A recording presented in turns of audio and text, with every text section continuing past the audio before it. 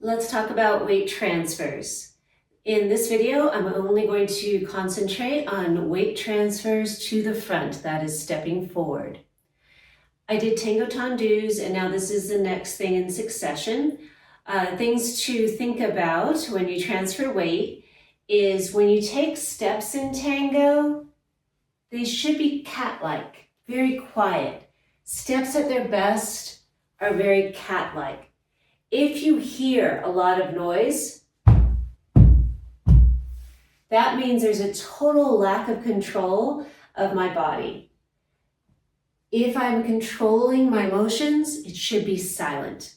Second thing, there should not be sliding of the feet on the floor.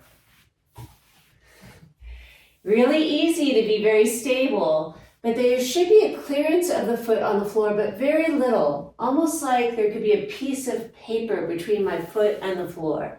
So I'm staying very close to the floor, and it might be hard for you to see, but I wanted to be sure you understand my foot after that point is leaving the floor until I make initial contact with my forward step. Other thing that you need to remember is that the body moves with the moving leg.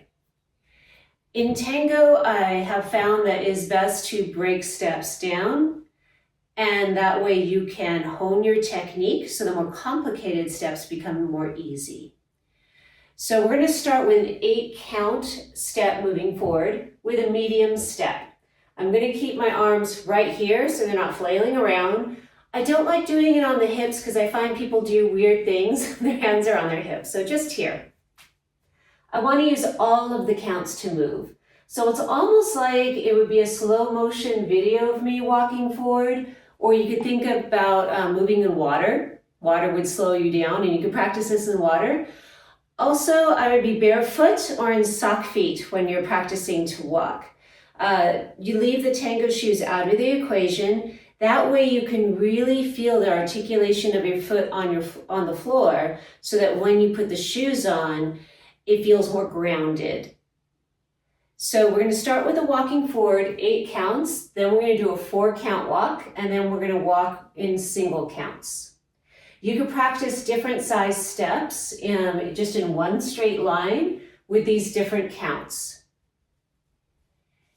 So we're going to go stepping with the left foot first.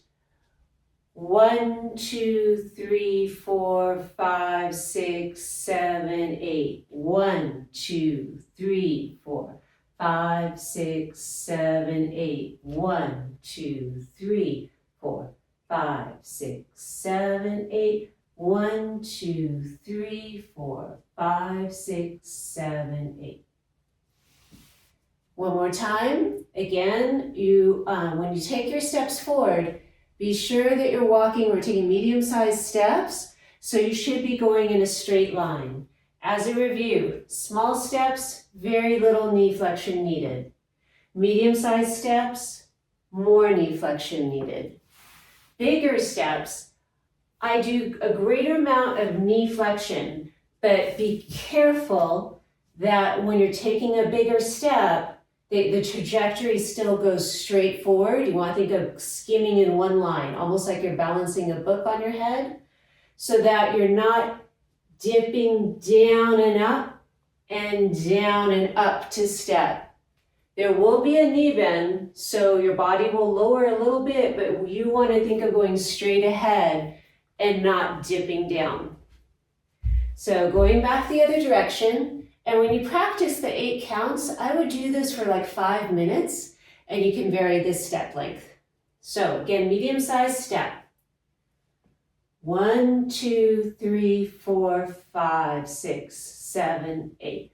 1, 2, 3, 4, 5, 6, 7, 8. 1, 2, 3, 4, 5, 6, 7, 8. 1, 2, 3, 4, 5, 6, 7, 8. Now let's do the same thing with a big step. 8 counts.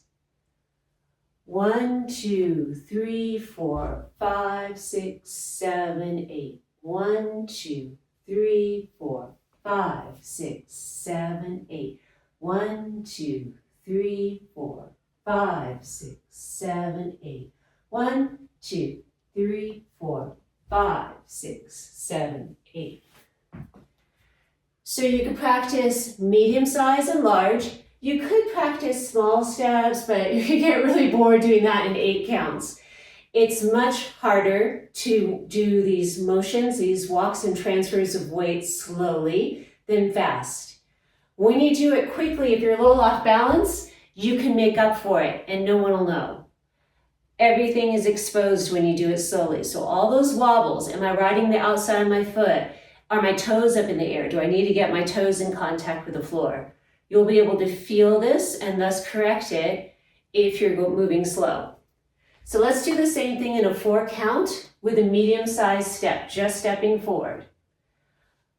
1, 2, 3, 4. 1, 2, 3, 4. 1, 2, 3, 4. 1, 2, 3, 4. And you can see as my foot passes the other leg, my body is then moving with the moving foot. What you don't want to do is get your foot ahead of your body and then step, okay? So one more time, medium-sized step, 4 counts. 1, 2, 3, 4. 1, 2, 3, 4. 1, 2, 3, 4. 1, 2, 3, 4. Now, large steps, 4 counts. 1, 2, 3, 4. 1, 2, 3, 4. 1, 2, 3, 4. 1, 2, 3, 4. Now, we're going to try the single steps in single count. 1, 1, 1, 1. As quiet as possible with really good control. Just a medium-sized step. 1, 1, 1, 1. Now large steps. 1, 1, 1, 1. So I have a small amount of space here because of the camera.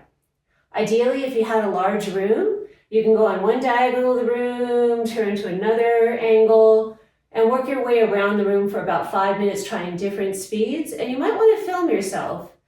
I would do the 8 count one for a full 5 minutes first because you're going to get the most bang for your buck. And then you could speed it up as you see fit. Then the last thing that we're going to do with this is because tango requires a lot of pivoting, a lot of lifting of the heel to change directions. And we usually change directions a lot. So I'm going to do just the forward steps in a square. And usually in tango classes, I know instructors have given the drill for a molinete, where you step front, pivot, side, pivot, back, side, okay? I think all of us have done that drill. Again, we're breaking it down to the bare minimum. And the more that we break up patterns in our head for tango, the more our body is more receptive to different types of leads and follows that may come about in the dance. So instead of taking the steps in different directions, we're going to step forward, forward, forward, forward.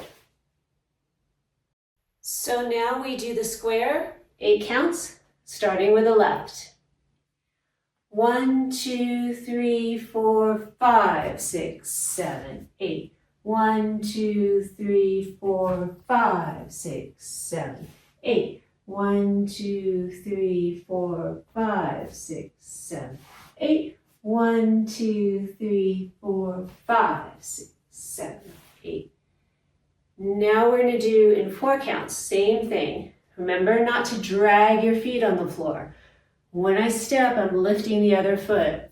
I'm not sliding the feet on the floor. All right, here we go. 4 counts. 1, 2, 3, turn 4. 1, 2, 3, turn 4. 1, 2, 3, turn 4. 1, 2, 3, turn 4. Now, 1 count. Here we go. 1, 1. 1, 1, 1, 1, 1, 1.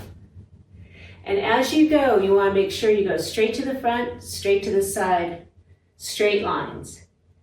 So sometimes it's helpful to put some marking on the floor in a square and follow the lines. We're going to start with the right foot, and we're going to do a box and pivot each direction. So I'm going to step front, pivot, front, pivot, front, pivot, front, pivot. But in order to practice being fully under control, we're going to do it slow. 8 counts. Ready? 1, 2, 3, 4, 5, 6, 7. Turn 8. 1, 2, 3, 4, 5, 6, 7. Turn 8. 1, 2, 3, 4, 5, 6, 7, 8. 1, 2, 3, 4, 5, 6, 7, 8. Same turn with a pivot. 4 counts now. Here we go. 1, 2, 3, turn 4. 1, 2, 3, turn 4. 1, 2, 3, turn 4. 1, 2, 3, turn 4. Now, 1 count. You're going to step, turn, step, turn. Here we go. Step, turn, step, turn, step, turn, step, turn.